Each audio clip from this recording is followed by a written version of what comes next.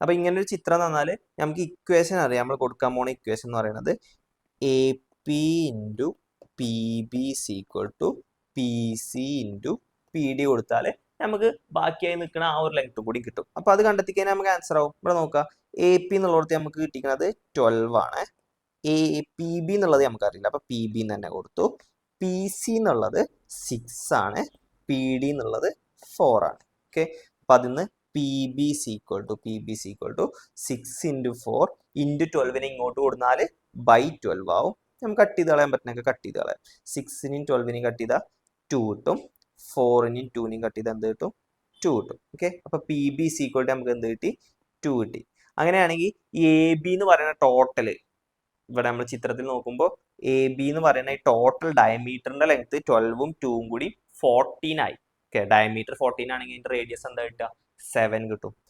പറഞ്ഞത് കൺഫ്യൂഷൻ ഒന്നും ഇല്ല വിചാരിക്കുന്നു. അപ്പോൾ നമ്മൾ ഓപ്ഷൻ ബി 7 ആണ് കറക്റ്റ് ആൻസർ. ഓക്കെ, ഇനി അടുത്തത് നമുക്ക് പുതിയൊരു സ്റ്റേറ്റ്മെന്റ് തന്നിട്ടുണ്ട്.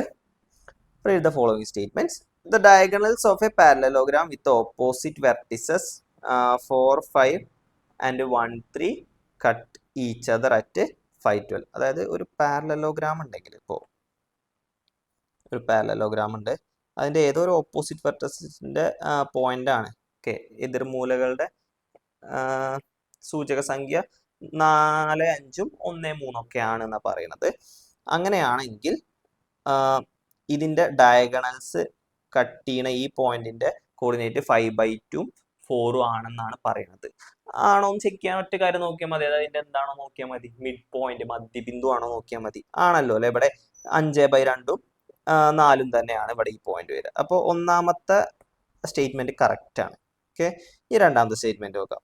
The diagonals of A parallelogram bisect each other. Okay, അതായത് ഒരു പാരലലോഗ്രാമിന്റെ 2 വികരണങ്ങൾ കറക്റ്റ് പകുതിയിലാണ് കട്ട് ചെയ്യാന്ന് പറഞ്ഞത്. ബൈസെക്ട് ചെയ്യാന്ന് പറഞ്ഞാൽ 2 തുല്യ ഭാഗങ്ങളാക്കാണ് പറഞ്ഞത്.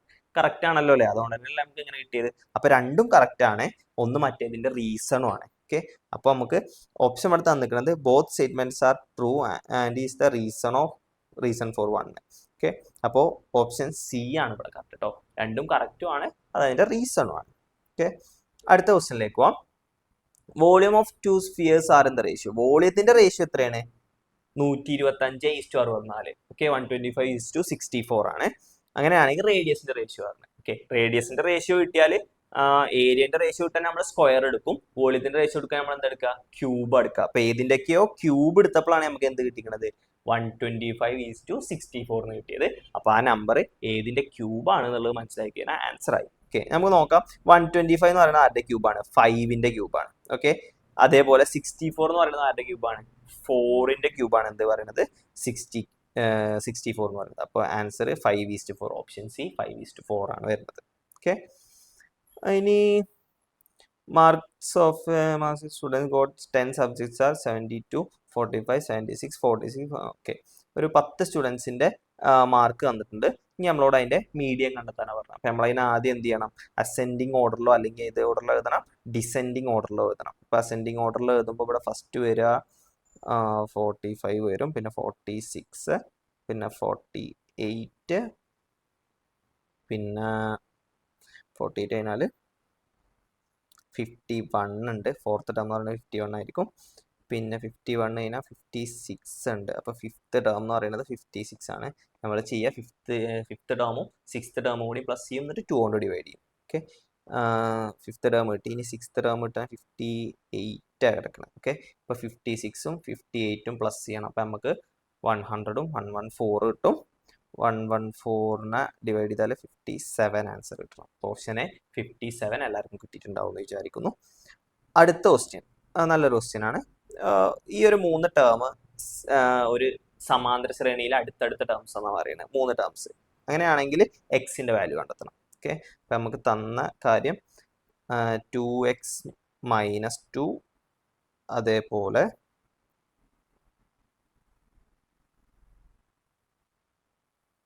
2x - 1ഉം 2x + 1 2x - 1, 2x + 1, പിന്നെ 5x - 9. 5x - 9. ഓക്കെ, ഇത്രയും ടേം വന്നിട്ടുള്ളൂ. ഇത് സീക്വൻസിലെ ടേമാണ്. അപ്പോൾ അടുത്തടുത്ത 3 ടേംസിന്റെ പ്രത്യേകത എന്താണ് ഒരു സീക്വൻസിൽ? അപ്പം നമുക്ക് ഈ 2 ടേമും പ്ലസ് ചെയ്ത് കഴിഞ്ഞാൽ നമുക്ക് ഈ ടേമിന്റെ എന്ത് കിട്ടണം? ഡബിൾ കിട്ടണം. ഓക്കെ, ഒരു സീക്വൻസിന്റെ പ്രത്യേകതയാണ് മിഡിൽ ടേം എന്ന് പറയുന്നത്. കറക്റ്റ് ഒരു 3 ടേം എടുത്തു കഴിഞ്ഞാൽ ഔട്ടറിലുള്ള 2 ടേമും പ്ലസ് ചെയ്താൽ നമുക്ക് ഈ സെൻറ്ററത്തെ ടേമിന്റെ എന്ത് കിട്ടും? ഡബിൾ കിട്ടും. ഞാൻ അതിനൊരു ഇക്വേഷൻ ആക്കി എഴുതാണ്. 2x - 1 പ്ലസ് ഈ ടേം 5x - 9 പ്ലസ് ചെയ്ത് നമുക്ക് എന്ത് കിട്ടണം? ഈ സെൻറ്ററത്തെ ടേമിന്റെ ഡബിൾ കിട്ടണം. 2x + 1ന്റെ ഡബിൾ കിട്ടണം. അപ്പോൾ ഇൻറ്റു 2 ചെയ്യണം. ഓക്കെ, ഞാനിത് ഈ സൈഡിൽ 2xും 5xും പ്ലസ് ചെയ്താൽ 7x വരും.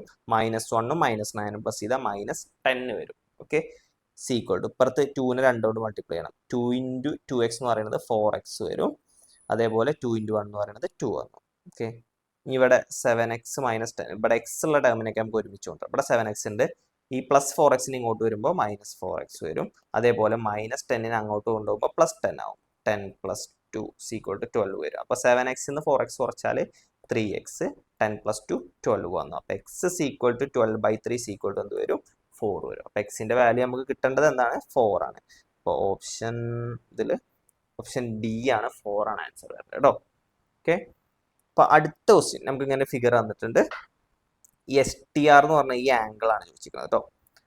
ഇവിടെ എത്ര വരും എന്ന് ചോദിച്ചാൽ ഇപ്പോൾ ഇവിടെ നോക്കാം, ഇതൊരു സ്ക്വയർ ആണെന്ന് പറഞ്ഞു. ഇത് സ്ക്വയർ ആണെങ്കിൽ ഞാൻ ഇതിനെങ്ങനെ ഡയഗണൽ ഇങ്ങനെ ക്രോസ് ചെയ്ത് കഴിഞ്ഞാൽ ഈ ആംഗിൾ ഓക്കെ ടോട്ടൽ 90 വരും. ഇപ്പോൾ ഇതെത്ര വരിക? 45 ഡിഗ്രി വരും. ഓക്കെ, അങ്ങനെയാണെങ്കിൽ ഈ PQ എന്ന് പറഞ്ഞ ഈ ഒരു ആർക്കിന്റെ ആൾട്ടർനേറ്റ് ആർക്കിലെ ഒരു ആംഗിൾ ആണ് എന്ത് പറയുന്നത്? 45 ഡിഗ്രി. ഓക്കെ, ഒരു മിനിറ്റ്, ഇങ്ങോട്ട് കട്ട് ചെയ്യാം. ഓക്കെ, ഇവിടെ 45 ഡിഗ്രി വന്നു വിചാരിക്കും. ഓക്കെ, ഇത് 90 ആണ്, ഇതിന്റെ ഹാഫ് ഇവിടെ എത്ര വന്നു? 45 ഡിഗ്രി. അങ്ങനെയാണെങ്കിൽ ഈ ഇങ്ങനെ വരുന്ന ഇതൊരു സൈക്ലിക് ക്വാഡ്രിലാറ്ററൽ ആണോ? 4 വെർട്ടീസും സർക്കിളിലാണ് കിടക്കുന്നത്. അപ്പോൾ ഇത് 45 ആണെങ്കിൽ ഇത് എന്ത് വരണം? 135 ഡിഗ്രി വരണം. അപ്പോൾ answer option B option C 135 degree കേട്ടോ. ഓക്കെ, ഇനി അടുത്തൊരു ചിത്രം.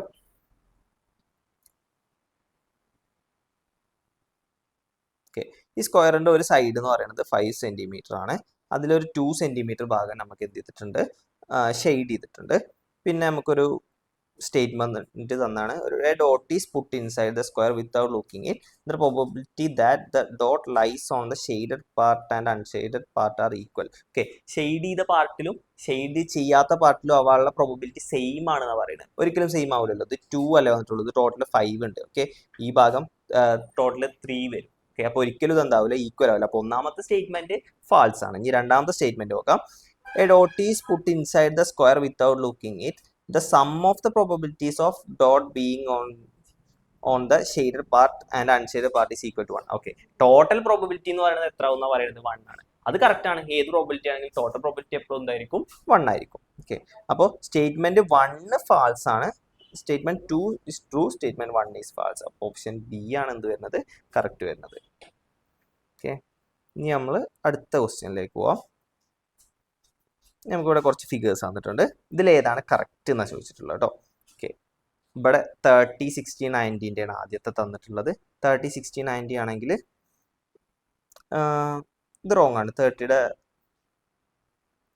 ഓപ്പോസിറ്റും 60യുടെ ഓപ്പോസിറ്റും എന്ന് പറയുന്നത് ഇവിടെ ഇൻറ്റു √3 വരുന്നത് റോങ് ആകും.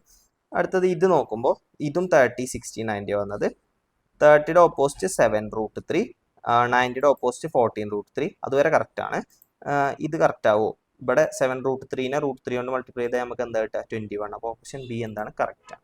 അപ്പോൾ നമ്മളെ ആൻസർ എന്ന് പറയുന്നത് ഓപ്ഷൻ ബി ആണ് വരുന്നത് കേട്ടോ. അടുത്ത ക്വസ്റ്റ്യൻ എന്ന് പറയുന്നത് sin 60 × cos 30 plus sin 30 × cos 60 എത്ര വരുന്നത്? ഓക്കെ, കുറച്ച് പേർക്ക് കൺഫ്യൂഷൻ വന്നിട്ടുണ്ടാവാൻ സാധ്യതയുള്ള ഒരു ക്വസ്റ്റ്യൻ ആണ്.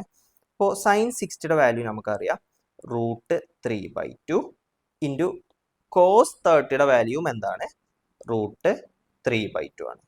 ഓക്കെ, പ്ലസ് അടുത്തത് sin 30യുടെ വാല്യൂ 1/2 ആണ്. cos 60യുടെ വാല്യൂ എന്താണ്?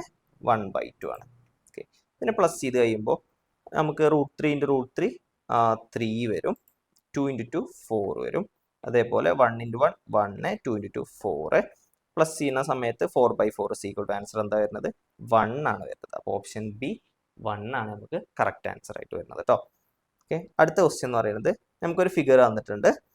അതിൽ ഈ എ പി എന്ന് പറയുന്നതും എ ക്യു എന്ന് പറയുന്നതും എ എന്ന് പറഞ്ഞൊരു പോയിന്റിൽ നിന്ന് വരയ്ക്കുന്ന ടാൻജൻസ് ആണ്, തൊടുവരകളാണ്. അതിന്റെ രണ്ടിന്റെ ലെങ്ത് സെയിം ആണ്, രണ്ടും 4 ആണ് വരുന്നത്.